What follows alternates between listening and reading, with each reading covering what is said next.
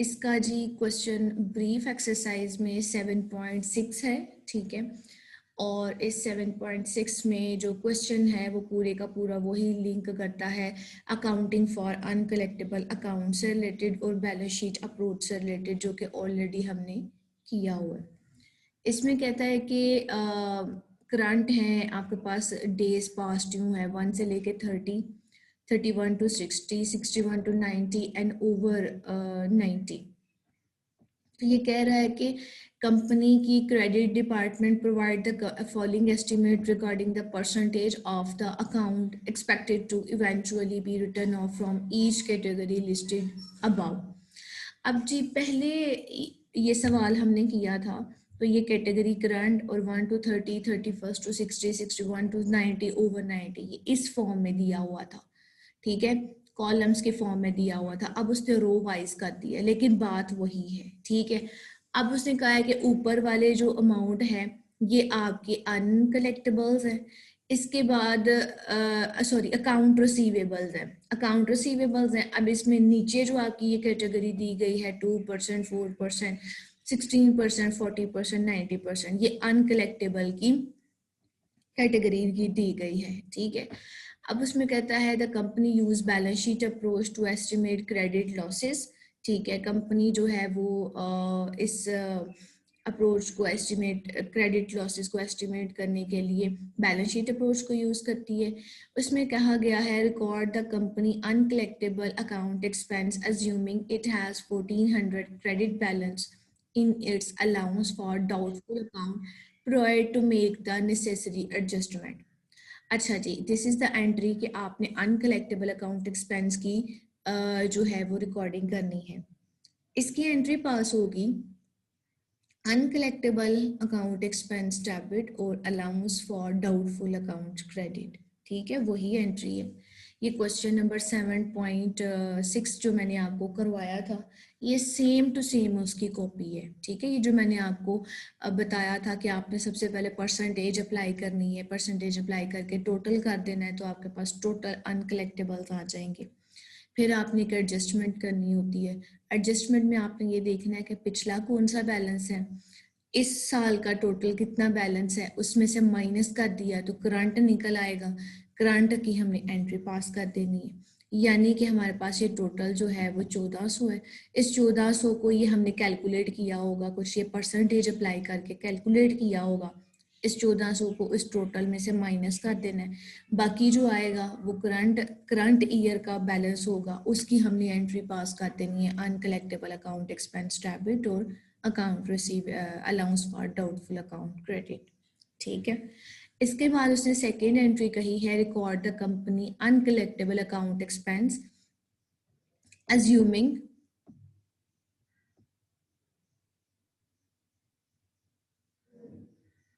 जी, ये रिकॉर्ड पे मैंने लगाया हुआ है।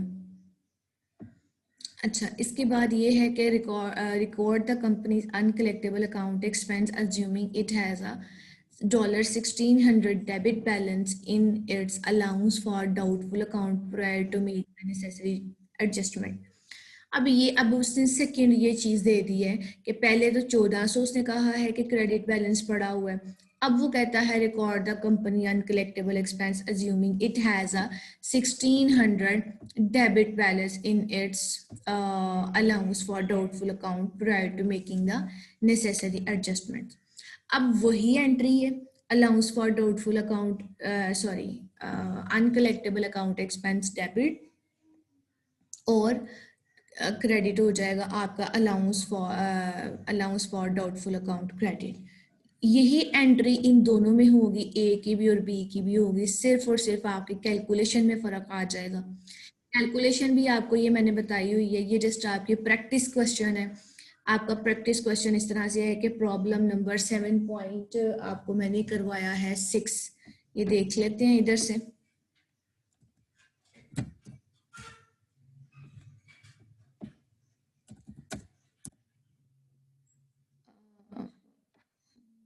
प्रॉब्लम सेट ए है,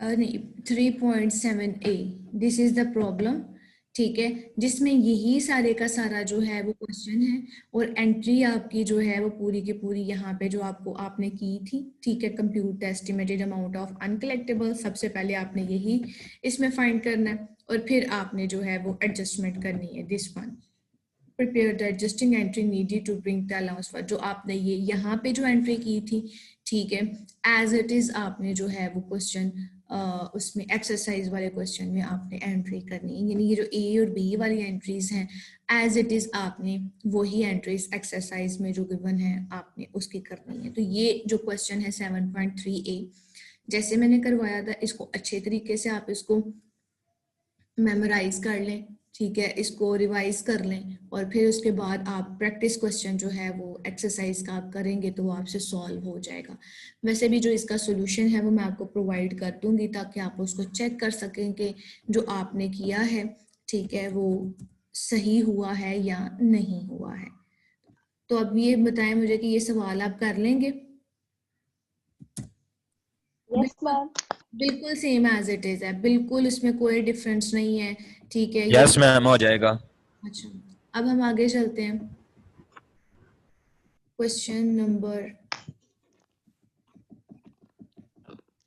ये इसको नोट डाउन कर लें कि आपने ये वाला क्वेश्चन करना है, ठीक है, दिस वन क्वेश्चन नंबर 7.8, इसको मैं हाईलाइट कर देती हूँ इस टेक्स्ट को, ठीक है, ये आपने क्वेश्चन जो है वो करना है। इसके बाद आ जाएगा, और नहीं ये तो मैं खुद आपको करवाऊंगी, ये अभी पीछे ब्रीफ एक्सरसाइजेस में है, ये थोड़ा सा मजीद पीछे है ये।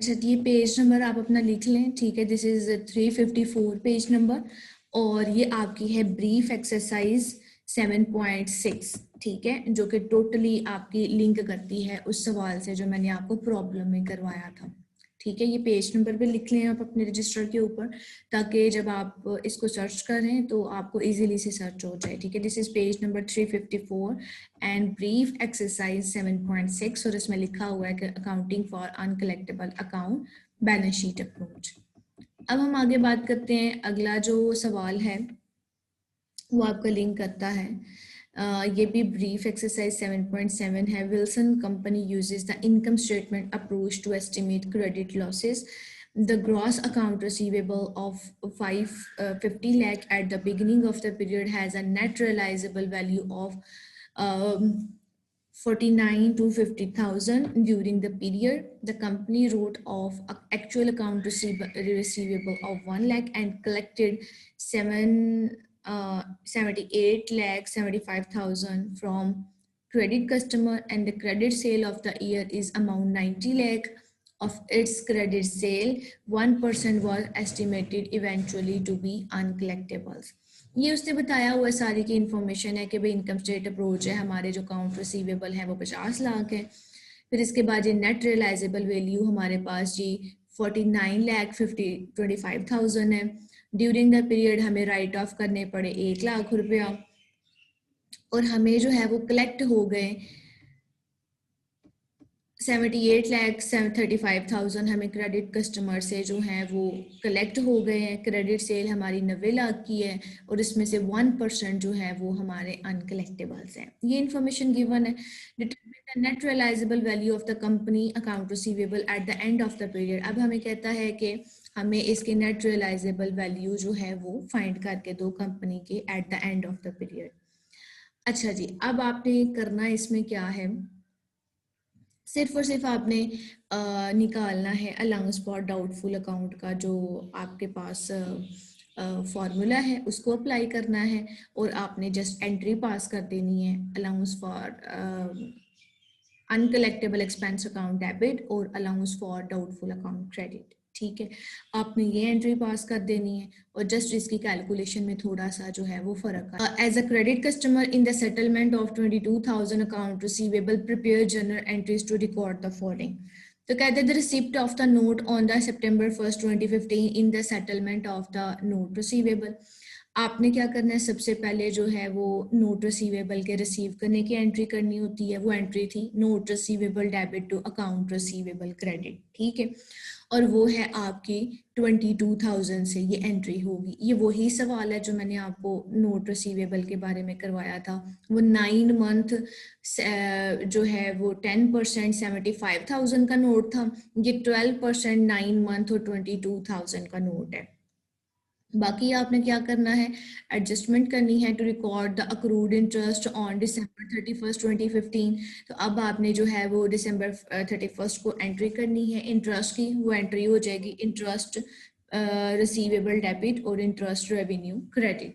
और इसमें आप कैलकुलेशन इसमें करेंगे सितंबर, अक्टूबर, नवंबर, दिसंबर, 4 महीने का इंटरेस्ट रेट आप कैलकुलेट करेंगे। वो कुछ ऐसे ही हो जाएगा, 22,000 का आप 12% लेंगे, 12% लेने के बाद मल्टीप्लाई बाय 4 डिवाइडेड बाय 12 करेंगे तो आपके पास जी इंटरेस्ट की कैलकुलेशन आ जाएगी। अब आप कहते हैं, कहता है the collection of principal and interest on 31 May 2016। Dates का लाजमी तौर पे ख्याल रखना है कि ये डेट्स जो है वो क्या बता रहा है, ठीक है। अब उसने कहा है कि हमें eight the end of the period हमें प्रिंसिपल भी कलेक्ट हो गया है और हमें इंटरेस्ट भी कलेक्ट हो गया है, तो इसकी एंट्री हमें बताएं। इसकी एंट्री वही है कैश डेबिट, ठीक है, और आपका नोट रिसीवेबल क्रेडिट, आपका इंटरेस्ट रिसीवेबल क्रेडिट और इंटरेस्ट रेवेन्यू क्रेडिट। ये आपकी एंट्री जो मैंने लास्ट पे करवाई थी वही है। अब जी नोट रिसीवेबल आपका 22,000 से क्रेडिट हो जाएगा। आपका इंटरेस्ट रिसीवेबल उस अमाउंट से कैलकुलेट होगा जो अमाउंट आपने यहाँ पे बी में कैलकुलेट की हुई थी, ठीक है, उससे क्रेडिट हो जाएगा।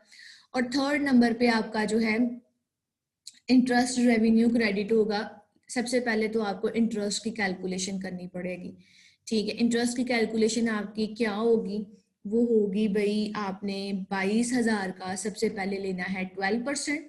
12% लेने के बाद September 1st से लेके 31 मई तक गिने में कितने महीने बनते हैं, सितंबर, अक्टूबर, नवंबर, दिसंबर, जनवरी, फरवरी, मार्च, अप्रैल, 9 मंथ। आपने 22,000 का 12% लेना है, मल्टीप्लाई बाय 9 डिवाइडेड बाय 12 करना है, तो आपके पास इंटरेस्ट आ जाएगा टोटल, ठीक है। उस इंटरेस्ट में आपने 22,000 को जमा करना है, तो ये टोटल आपकी कैश में अमाउंट आ जाएगी। कैश आपका 22,000 एड इंटरेस्ट अमाउंट जो आपने कैलकुलेट की है वो दोनों को जमा करके कैश आ जाएगा। उस कैश वाली अमाउंट में से आपने नोट रिसीवेबल की 22,000 माइनस कर देनी है।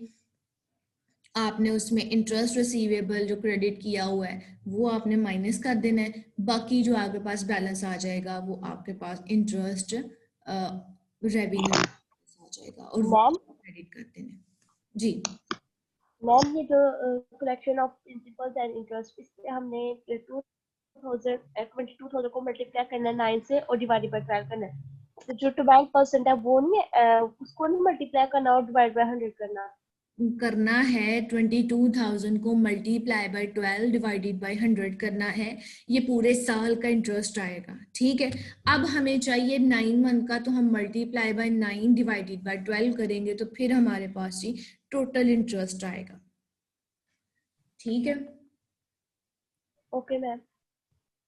अच्छा, तो ये सवाल बिल्कुल एज इट इज उसी से लिंक करता है जो हमने किया हुआ है, मैंने आपको करवाया हुआ है, ठीक है।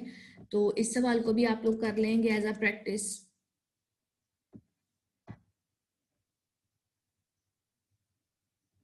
हो जाएगा भाई? Yes ma'am. Yes ma'am. ठीक है जी। इसके बाद हम अगला सवाल देखते हैं। अगला सवाल है हमारे पास 7.8 है। This is the following are the average account receivable and net sale reported recently by two ledger beverage companies. Dollar amount are stated in millions. कहता है कि ये millions में जो है वो given है। इसमें कहा जाता है मेल्सन कोर्स ब्रेविंग कंपनी है जिसका एवरेज अकाउंट रिसीवेबल $517 है और इसकी जो नेट सेल है वो $5170 है। फिर इसके बाद कहता है एनहॉसर बशीज इनबेव, ये भी कंपनी का नाम है, ठीक है। कहता है कि account receivable, average account receivable आपके पास 2606 है और आपके नेट सेल जो है वो 39,046 है, ठीक है। ये मिलियंस में गिवन है। अब आपको नीचे इंफॉर्मेशन में क्या पूछता है, कहता है कि सबसे पहले आप हमें कंप्यूट करके दें account receivable turnover rate of each company around a result of the decimal point, यानी कि नियरेस्ट डेसिमल पॉइंट आपने करना है और इसमें आपने जो है वो दो कंपनीज हैं और दोनों कंपनीज का आप अकाउंट रिसीवेबल टर्नओवर रेट हमें फाइंड करके दें। तो इसके लिए जी आपने एक फॉर्मूला लगाना है अकाउंट रिसीवेबल टर्नओवर के लिए। ये फॉर्मूला कुछ यूं होगा, net sale divided by average account receivables, net sale divided by average account receivable. इसको अपने रजिस्टर पे लिखें और ये मैं आपके सामने शो भी कर रही हूँ एक वर्ड फाइल, तो इसमें भी आपको मैं टाइप करके बता देती हूँ।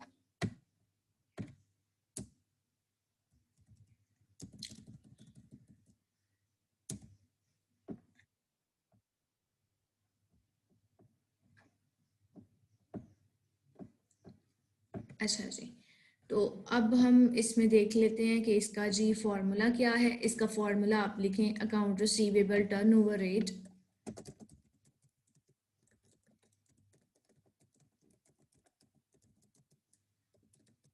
इज इक्वल टू, स्पेलिंग थोड़े मिस्टेक्स हो जाते हैं,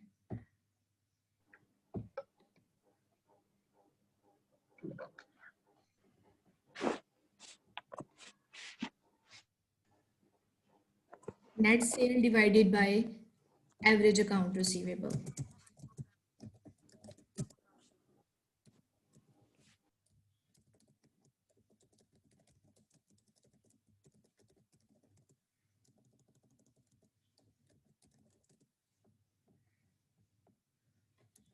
ठीक है, ये आपका फॉर्मूला है। इस फॉर्मूले में आपने 1 बाय 1 जो है वो कंपनीज को पुट करना है, उसका डाटा पुट करना है और आपके पास जी इसका टर्नओवर का आंसर आ जाएगा।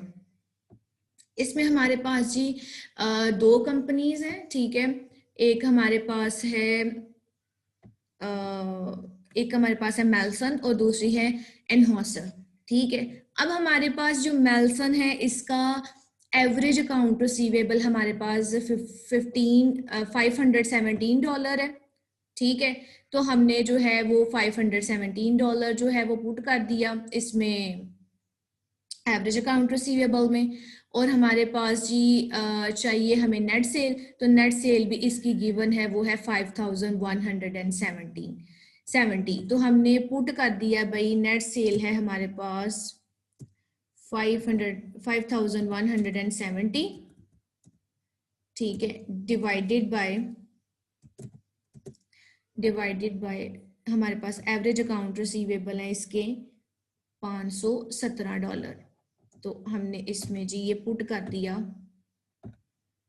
$517, ठीक है। ये डॉलर का साइन भी लगा लेना है साथ में, इधर भी डॉलर साइन लगा लेना है साथ में, ठीक है। अब इसको इसके साथ डिवाइड कर देंगे, आपके पास जी आंसर आ जाएगा, ये कैलकुलेटर में जरा कैलकुलेट कर लें, 5170 डिवाइडेड बाय 517, आपके पास ये 10 आ जाएगा, 10। तो this is your account receivable turnover rate, और ये आपका जो है वो टाइम्स में आता है। याद रखना है कि जब भी 10% आ रहा है। हाँ, जो भी आपका रेट होगा वो आपका टाइम्स में आएगा, ठीक है। तो आप इसको 10 टाइम्स लिख देंगे, 10 टाइम्स लिख देंगे, ठीक है। तो ये आपका है ए वाला पार्ट, ए पार्ट है।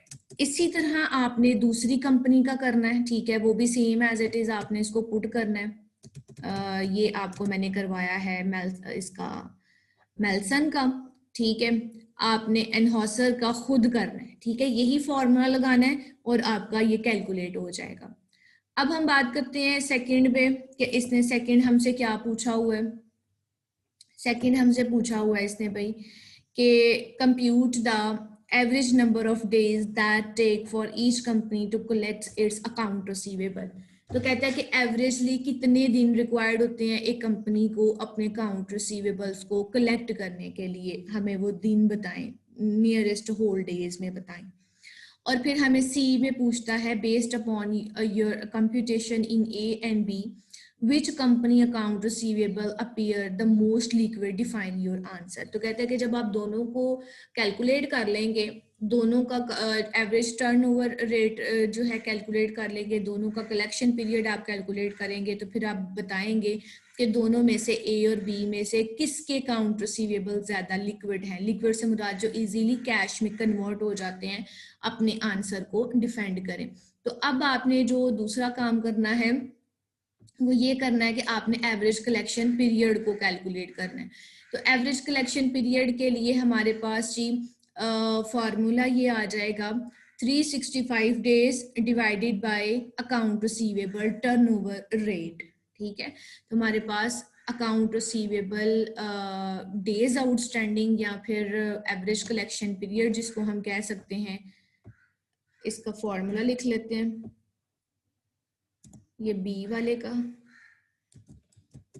इसको कहेंगे एवरेज कलेक्शन पीरियड, या इसको हम कह सकते हैं account receivable days outstanding. Account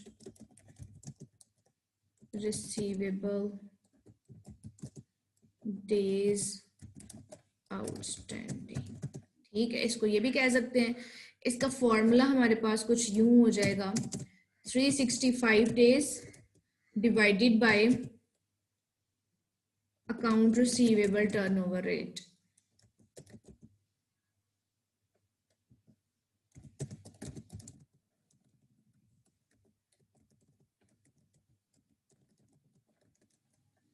ठीक है, ये हमारे पास ये इसका फॉर्मूला बन जाएगा। अब हमने इसमें जो है वो कीमतें पुट करती हैं। 365 डिवाइडेड बाय हमारे पास जी एवरेज अकाउंट रिसीवेबल का जो हमारे पास वो रेट आया है वो आया था 10%, ठीक है, तो 10 टाइम्स सॉरी, तो हमने इसको डिवाइडेड बाय 10 कर देना है। तो ये कैलकुलेटर पे इसको कैलकुलेट करें कितना आता है, 365 डिवाइडेड बाय 10, तो हमारे पास ये आंसर आ जाता है 36.5। तो इक्वल लगा के हमने 36.5 डेज कर लेने हैं, ठीक है।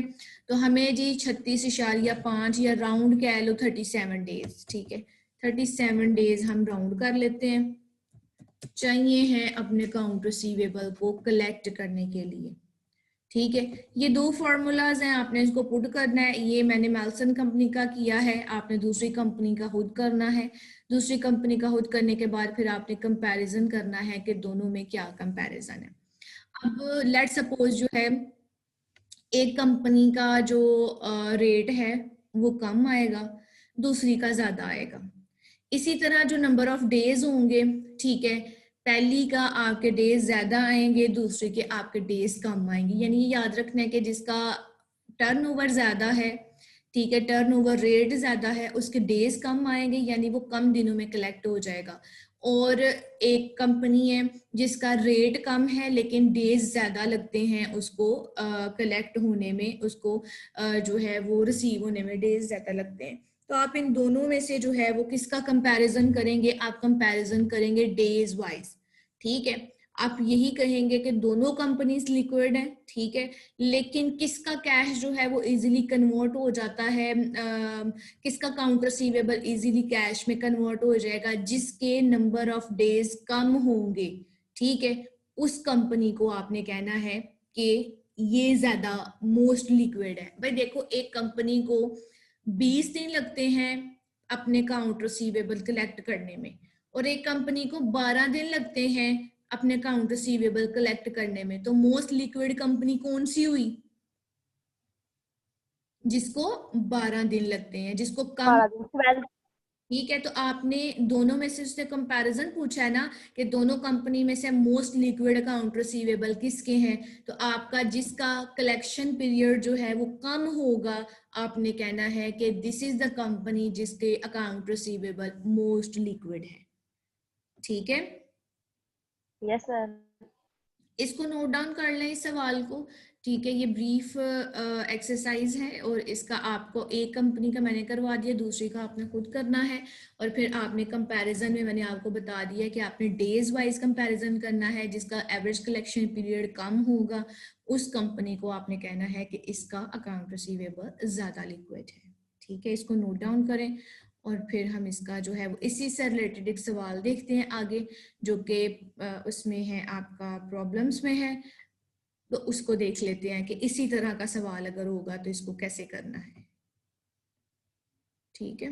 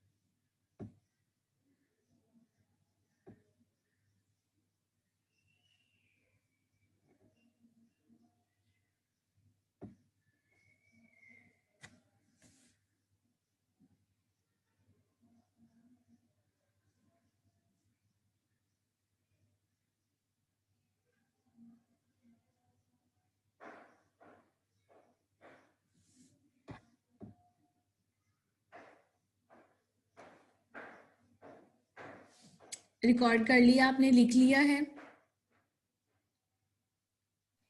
यस मैम, मैंने नोट कर लिया। ठीक है जी। यस मैम, लिख लिया हुआ। अच्छा जी, इसका अब हम अगला देखते हैं कि इसी से रिलेटेड सेम सवाल जो है ये आपको ब्रीफ एक्सरसाइज 7.11 नजर आ रही है। इसमें Cromlech corporation reports annual sales of 15 lakh, its account receivable throughout the year average 1,25,000, और इसमें दिया हुआ है कि कंपनी के average turnover receivable turnover rate हमें बताओ और हमें average days outstanding for companies account receivable जो है बताओ कि कितने दिनों में हमारे अकाउंट रिसीवेबल जो है वो कितने दिनों के लिए आउटस्टैंडिंग रहेंगे। यानी इसको आप एवरेज कलेक्शन पीरियड भी कह सकते हैं, या ये भी कह सकते हैं कि कितने दिन आपके जो है वो अकाउंट रिसीवेबल आउटस्टैंडिंग रहेंगे। ठीक है, यानी जितने दिन आउटस्टैंडिंग रहेंगे इट मीन्स के उतने दिन लगते हैं आपको कलेक्ट करने के लिए। तो ये भी सेम एज इट इज सवाल है। ठीक है, जो आपको मैंने यहाँ से करवाया है यहाँ पे भी एज इट इज वही सवाल है। अब एक सवाल ये है, थोड़ा सा आपकी ये अपनी जो है थोड़ी सी सेल्फ रीडिंग और सेल्फ अंडरस्टैंडिंग के ऊपर बेस करता है। इसमें कहता है industry characteristics and allowance for doubtful account. तो कहते हैं the following percentage were computed using figure from recent annual report of ways mart है शायद आगे लिखा हुआ, a large grocery store chain and Sprinet Natural Corporation, a provider of telecommunication services। अब जी waste जो